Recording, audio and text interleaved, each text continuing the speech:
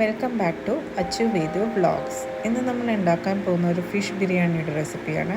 അതിനുവേണ്ടി ആദ്യം നമ്മളൊരു ടീസ്പൂൺ കാശ്മീരി ചില്ലി പൗഡർ എടുത്തിട്ടുണ്ട്. പിന്നെ എരിവുള്ള മുളക് പൊടി ഒരു ടീസ്പൂൺ എടുത്തിട്ടുണ്ട്.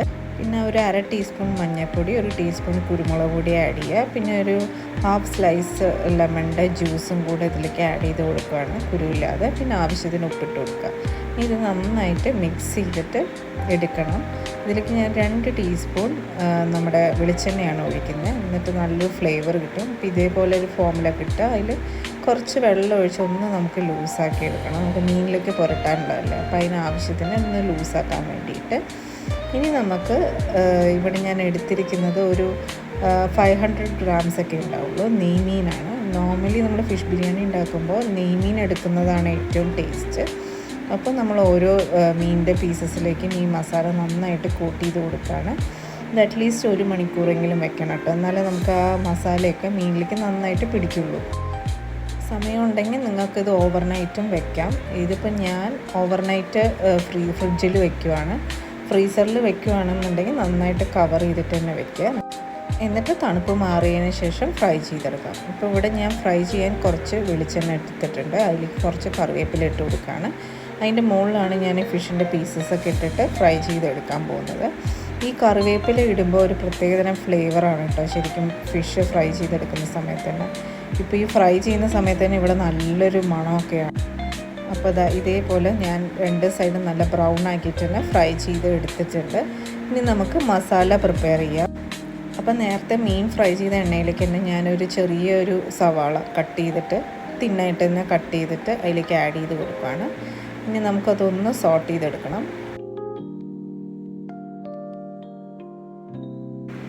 അപ്പോൾ ഇതേപോലെ ഒന്ന് വാടി വന്നതിന് ശേഷം നമ്മളിതിലേക്ക് ഇഞ്ചിയും വെളുത്തുള്ളിയും പച്ചമുളക് ക്രഷ് ചെയ്തതാണ് ആഡ് ചെയ്ത് കൊടുക്കുന്നത്. ഇവിടെ ഞാനൊരു 5-6 വെളുത്തുള്ളിയാണ് എടുത്തിരിക്കുന്നത്. ഒരു ചെറിയ കഷ്ണം ഇഞ്ചിയും ഒരു 3 പച്ചമുളകുമാണ് എടുത്തിരിക്കുന്നത്. ആദ്യം നമ്മൾ എരിവുള്ള മുളക് പൊടിയും കാശ്മീരി ചില്ലിയൊക്കെ ഇട്ടതുകൊണ്ടാണ് അതിനനുസരിച്ചാണ് നമ്മളിവിടെ പച്ചമുളക് എടുത്തിരിക്കുന്നത് കേട്ടോ. അപ്പോൾ എരിവ് നിങ്ങൾ ശ്രദ്ധിക്കണം, അല്ലെങ്കിൽ ഓവർ എരിവായാൽ നമുക്ക് കഴിക്കാൻ പറ്റില്ല. പിന്നെ ഇതിലേക്കും ഞാൻ 1 ടീസ്പൂൺ പെപ്പർ പൗഡർ ഇട്ട് കൊടുക്കുകയാണ്. അപ്പോൾ സ്പൈസ് ലെവലൊക്കെ നിങ്ങളുടെ ഒരു ഇഷ്ടത്തിന് അഡ്ജസ്റ്റ് ചെയ്യണം കേട്ടോ. പിന്നെ അതിൻ്റെ കൂടെ നമ്മൾ പെരിഞ്ജീരകത്തിൻ്റെ പൊടി കുറച്ചിട്ട് കൊടുക്കുന്നുണ്ട്. 1/2 ടീസ്പൂണാണ് ഇവിടെ ഞാൻ ആഡ് ചെയ്തിരിക്കുന്നത്. പിന്നെ അതിൻ്റെ കൂടെ ഒരു അര ടീസ്പൂൺ മഞ്ഞൾപ്പൊടിയും കൂടെ ആഡ് ചെയ്ത് കൊടുക്കുകയാണ്. എന്നുവെച്ചാൽ ആ പൊടിയുടെ ഒരു പച്ചമണം മാറുന്നവരെ ഒന്ന് ജസ്റ്റ് സോട്ട് ചെയ്ത് കൊടുക്കുക. അപ്പോൾ നന്നായിട്ടൊരു 2 മിനിറ്റൊക്കെ ഒന്ന് സോട്ടാക്കിയതിന് ശേഷം അതിലേക്ക് ഞാൻ തക്കാളിയാണ് ആഡ് ചെയ്ത് കൊടുക്കുന്നത്. ഒരു മീഡിയം സൈസ് തക്കാളിയാണ് ഞാൻ അവിടെ എടുത്തിരിക്കുന്നത്. അതൊന്ന് നന്നായിട്ട് നമുക്ക് വേവിച്ച് നല്ല ഉടഞ്ഞ് വരുന്ന രീതിയിലേക്ക് എടുക്കണം. അപ്പം ആവശ്യത്തിന് കുറച്ച് വെള്ളം ഒഴിച്ചിട്ട് ഒന്ന് ലിഡ് ക്ലോസ് ചെയ്ത് വെച്ചിട്ട് തന്നെ നന്നായിട്ട് ഈ തക്കാളി ഒന്ന് കുക്ക് ചെയ്ത് നമ്മൾ എടുക്കണം കേട്ടോ.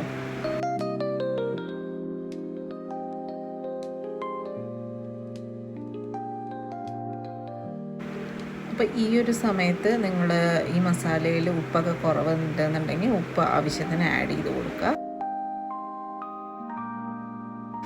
അപ്പോൾ ഇതാ മസാല ഈ ഒരു കൺസിസ്റ്റൻസി ആകുമ്പോൾ ഇതിലേക്ക് 1 ടേബിൾ സ്പൂൺ ലെമൺ ജ്യൂസാണ് ഒഴിച്ചു കൊടുക്കുന്നത്. അത് കുരുവില്ലാതെ ആഡ് ചെയ്യാൻ വേണ്ടി ശ്രദ്ധിക്കുക.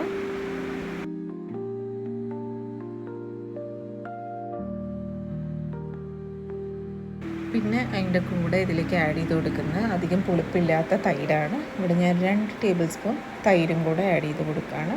എന്നിട്ട് നന്നായിട്ട് ഈ മസാല നമ്മളൊന്ന് സോട്ട് ചെയ്ത് മിക്സ് ചെയ്തെടുക്കുക.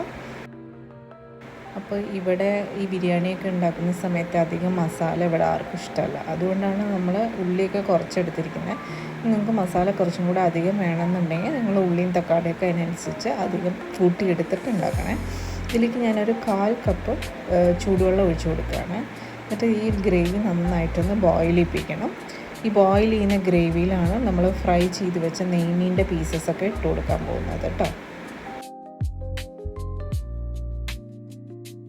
അപ്പോൾ ഈ ഗ്രേവി നന്നായിട്ട് ബോയിൽ ആവുന്നുണ്ട്. അപ്പോൾ ഇതിലേക്ക് നമ്മൾ ഫ്രൈ ചെയ്ത് വെച്ച നെയ്മീൻ്റെ പീസസൊക്കെ ആഡ് ചെയ്ത് കൊടുക്കുക. എന്നിട്ട് ഈ ഗ്രേവി നന്നായിട്ട് തന്നെ ഈ പീസിലൊക്കെ ഒന്ന് കോട്ട് ചെയ്തെടുക്കണം. അപ്പോൾ ഞാനിത് എന്തായാലും കുറച്ച് അധികം തന്നെ ഒന്ന് ഡ്രൈ ആക്കി എടുക്കുന്നുണ്ട്. നിങ്ങൾക്ക് കുറച്ച് മസാല വേണമെന്നുണ്ടെങ്കിൽ നിങ്ങൾ ഈ ഒരു സ്റ്റേജിൽ തന്നെ ഒന്ന് ഈ പീസസിലൊക്കെ കോട്ടാകുമ്പോൾ തന്നെ നിങ്ങൾക്ക് ദം ചെയ്യാൻ സ്റ്റാർട്ട് ചെയ്യാം. ഇവിടെ ഇപ്പം ഞാൻ ഇതൊന്ന് കുറച്ചും കൂടെ ഈ ഗ്രേവി ഡ്രൈ ആക്കി എടുക്കുവാണ് കേട്ടോ. ഇനി ഗ്രേവി ഒന്ന് മിക്സ് ആക്കിയതിന് ശേഷം നമ്മളതിലേക്ക് ആവശ്യത്തിന് മല്ലിയില ആഡ് ചെയ്ത് കൊടുക്കുകയാണ് ഒരു ഫ്ലേവറിന്. ഇനി അധികം മീൻ ഉടഞ്ഞ് പോവാതെ ഒന്ന് ജസ്റ്റ് ഒന്ന് മിക്സ് ചെയ്ത് കൊടുക്കുക.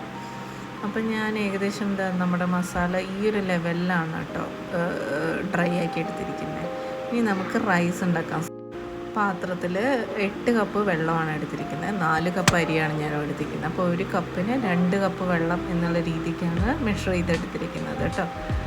അപ്പോൾ ഈ വെള്ളം ഒന്ന് ബോയിലായി വരുന്ന സമയം കൊണ്ട് തന്നെ നമുക്കിതിലേക്ക് ഒരു ബേ ലീഫ്, പിന്നെ ഒരു 3 ഗ്രാമ്പൂ ഒക്കെ ഇട്ട് കൊടുക്കുകയാണ്. കൂടെ ഒരു 5 ഏലക്കയും കൂടെ ആഡ് ചെയ്ത് കൊടുക്കുകയാണ് കേട്ടോ. പിന്നെ കുറച്ച് മല്ലിയില ഈ വെള്ളത്തിലേക്ക് തന്നെ ഞാൻ ആഡ് ചെയ്ത് കൊടുക്കുകയാണ്.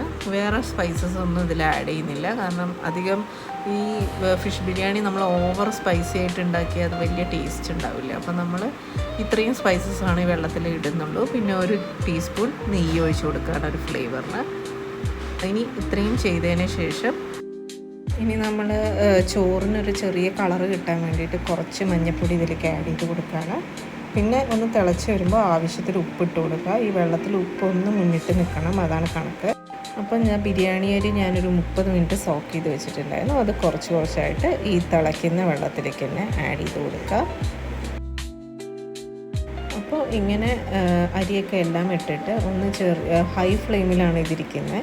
ഒന്ന് ഇതുപോലെ ചെറിയ ബോയിൽ വരുന്ന സമയത്ത് തന്നെ നമുക്ക് എന്ത് ചെയ്യുക വെച്ചാൽ ലോ ഫ്ലെയിമിലേക്ക് ആക്കിയിട്ട് ഒരു ലിഡ് വെച്ച് ക്ലോസ് ചെയ്ത് വയ്ക്കുക. എന്നിട്ടൊരു 7 മിനിറ്റ്സ്, എനിക്ക് ഏകദേശം ഒരു 7 മിനിറ്റ് എടുത്തു ഈ ഒരു റൈസ് കുക്കാക്കി എടുക്കാൻ വേണ്ടിയിട്ട്.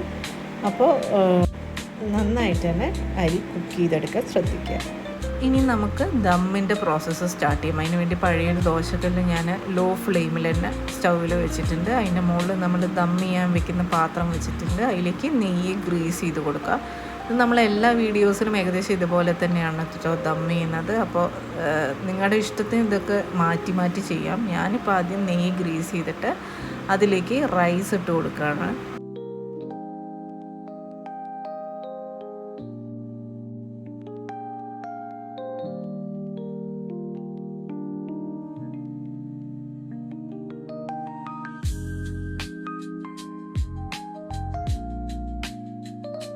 അപ്പോൾ ഇതേപോലെ താഴെ ഫുള്ള് റൈസ് വെച്ച് കവർ ചെയ്തതിന് ശേഷം അതിലേക്ക് നമ്മൾ ഫ്രൈ ചെയ്ത് വെച്ച നട്ട്സ് ഫുള്ളായിട്ട് ഇട്ട് കൊടുക്കുകയാണ്. പിന്നെ ഫ്രൈഡ് ഓണിയൻസ് ഇട്ട് കൊടുക്കുകയാണ്. പിന്നെ നമ്മൾ ഫ്രൈ ചെയ്ത് വെച്ച ഫിഷില്ലേ, അത് കുറച്ച് മസാലയും കൂടെ നമ്മൾ റൈസിൻ്റെ മുകളിലേക്ക് ഇട്ട് കൊടുത്തിട്ട് വീണ്ടും നമ്മൾ കുറച്ച് റൈസ് എടുത്ത് അത് കവർ ചെയ്തിട്ട് അടുത്ത ലെയർ സെറ്റ് ചെയ്യണം കേട്ടോ. പിന്നെ സെക്കൻഡ് ലെയറിൽ നമ്മൾ ബാക്കി വെച്ച മല്ലിയിലയും നട്ട്സും ഫ്രൈഡ് ഓണിയൻസും ഒക്കെ വെച്ചിട്ട് ടോപ്പ് ചെയ്ത് കൊടുക്കുക.